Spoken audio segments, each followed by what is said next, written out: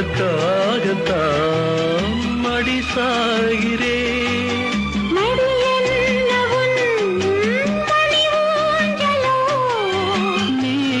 நீதான் இனி நான் தான் நினைவோ ஒரு பறவை